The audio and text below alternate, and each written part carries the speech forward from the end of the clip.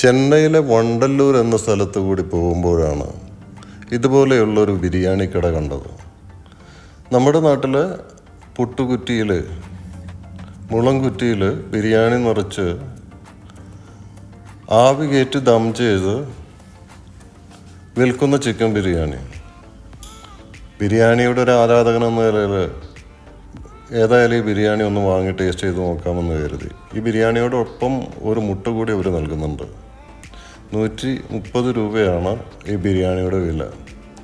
ഏതായാലും പൈസ കൊടുത്ത് ബിരിയാണി വാങ്ങി. ഇതിനോടൊപ്പം അച്ചാറ് കൂടി കിട്ടി. വീട്ടിൽ കൊണ്ടുവന്ന് തുറന്ന് കഴിച്ചു നോക്കിയപ്പോഴാണ് അസാധ്യം എന്ന് മനസ്സിലാക്കുന്നത്. നമ്മുടെ ബിരിയാണിയുടെ ടേസ്റ്റിൻ്റെ 7 അയലത്ത് പോലും പോകാത്തൊരു ടേസ്റ്റ്.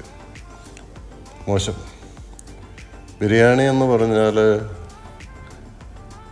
എങ്ങനെ ആയിരിക്കരുത് എന്നുള്ളതിൻ്റെ ഒരു ഉദാഹരണമാണ്